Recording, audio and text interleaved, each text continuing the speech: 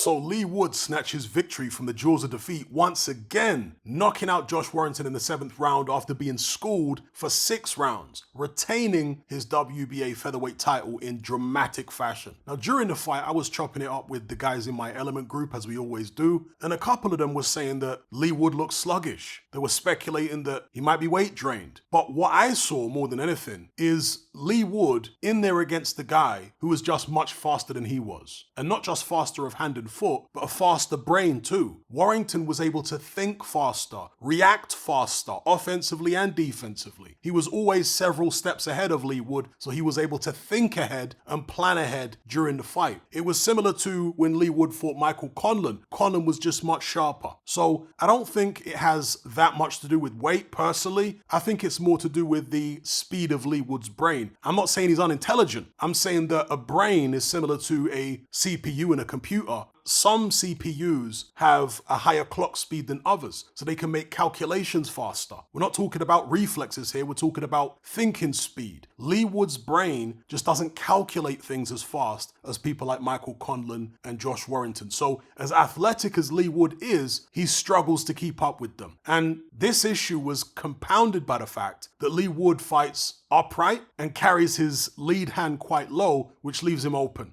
I remember watching Carl Froch for the first time back in the days, long before he became world champion. Me and my brother were sat there saying, why is he trying to fight like Roy Jones with his hands down? He's too slow for that style. He's going to get clipped. And indeed, he did get clipped many times in his career, Carl Froch. But he had a great chin and an even better heart, which allowed him to overcome faster opponents. Leigh Wood, pound for pound, I would say is more athletic than Carl Froch. But again, his brain doesn't think or react fast enough to get away with carrying his lead hand low like that. Not against guys like Conlan and Warrington anyway. Against slower, more crude fighters like Lara, yes, but the faster guys are going to clip him, as we've just seen. Now, there are several reasons why fighters choose to fight with a low lead hand. Number one is because it uses less energy than holding the hand up. And number two is because it splits your opponent's attention. If your lead hand is down by your thigh and your backhand is up by your face, he can't see both hands at the same time when he's closer than a certain distance. So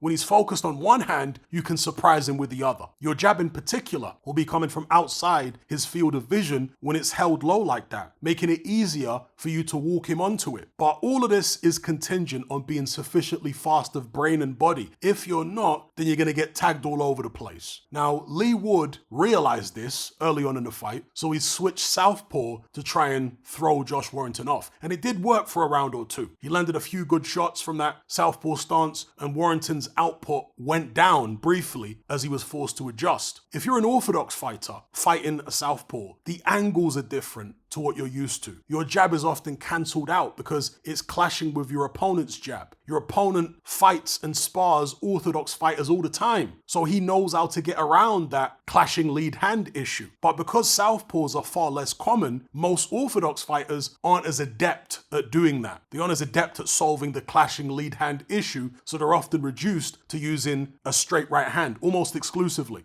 The problem with that is your right hand has to travel further against the southpaw than it does against an orthodox fighter. So if you're fighting a guy who hits a lot harder than you, then it makes it even more tricky. You might not want to gamble your straight right hand against his straight left hand, especially if you've trained your whole camp to face an orthodox opponent. Such was the case with Josh Warrington. So the very clever adjustment he made was to use left hooks on the outside rather than right hands, and he'd often throw them while Leigh Wood was rotating to throw his southpaw left, so he'd catch him square. In addition to that, Warrington used his quicker feet to maneuver Leigh Wood onto the ropes first before opening up with both hands. And on the inside, the speed difference was even more pronounced. Warrington was just much, much faster, and there was a randomness to Warrington's attacks. They were difficult for Leigh Wood to read. He wasn't sure, Leigh Wood, when Warrington was going to ambush him next. So Warrington made the adjustments to Leigh Wood's southpaw stance quite quickly and resumed his dominance. But that all changed in the 7th round. Wood boxed most of the round as an orthodox fighter, so Warrington started circling right away from the orthodox backhand. But towards the end of the round, Wood switched southpaw again, and Warrington didn't make the adjustment. Instead of then circling left, he continued circling right and walked onto a big left hand from Leigh Wood, then a massive right hook and a couple of follow-up shots, and down he went. The bell for the end of the round actually sounded right when he hit the deck. He got up at the count of 3 which is testament to his incredible conditioning. It's all those years of insane cardio and grueling sparring sessions when you're tired and hurt that allow you to get up that quick. But it's also testament to how hurt he was. Because when a fighter gets dropped, they're taught to stay down until their corner tells them to get up. Because your corner knows exactly how hard you got hit, how hurt you look, and exactly what the count is. And these are things, if you are badly hurt, that you, as the fighter, may not be aware of. So you're supposed to look to your corner first before you get up. But Warrington didn't do that. He got up straight away out of pure instinct. He then wobbled back to his corner, and instead of turning around to face the referee's count, he was facing his corner team instead. Again, I suspect he did that out of instinct because he'd heard the bell go. Remember, he's done hundreds of rounds of professional boxing in his career and thousands of rounds in sparring. So whenever he hears a bell or a buzzer, his instinct is to go to his corner. When you're badly hurt like that, it's almost all routine and instinct. You're not fully conscious at that moment. Now, either the referee or the corner must have told him to turn round. And when he did, the referee did not like what he saw and he decided to wave the fight off. The controversy, obviously, is in the fact that the round was already over. So he had a minute to recover, or 50 seconds after the count. In a championship fight, should a fighter of his level of experience, who was comfortably winning, comfortably ahead on the cards, have been allowed to continue? Many will say yes. Many will say that he was hard done by, but others will disagree and think it was a fair stoppage. Let me know what you guys think in the comments. Either way, it sets up a compelling rematch if Leigh Wood decides to take it. He says that he's moving up to super featherweight now, and Josh Warrington has indicated that he may do the same, so it's possible. But maybe Leigh Wood has set his sights higher. Is he interested in challenging Joe Cordina, for example? Would that be a bridge too far for him? Again, let me know what you think. And as for Josh Warrington, I thought he looked really good in this fight, up until that mistake he made in the 7th round. He looked energized, he was bossing the fight, he was getting the better of Leigh Wood. So based on that performance, I do think he has more left in the tank, but he might need the right dance partner or the right occasion to get him motivated. You know, he's always talked about his ambition to fight in Las Vegas, and he hasn't done that yet. Maybe now's the time to do it. He's not getting any younger, so you gotta get it while you still can. Anyway, let me know what you guys think about all the talking points I've raised in this video. And before I go, I want to give a shout out to all the new subscribers to my Patreon page. I cover loads of different topics in my weekly podcast,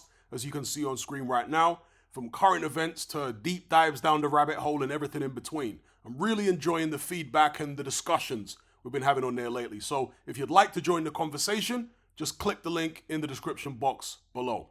Are you sick and tired of the mainstream mindset? Does the dogmatic conformity and pathological ignorance have you tearing your hair out in frustration? Then don't be alone. Come and join our brotherhood on Patreon. We stand as a beacon of reason against an army of insanity. You'll gain access to my weekly topical podcast, where we take more deep dives than Jacques Cousteau on an endless variety of subjects.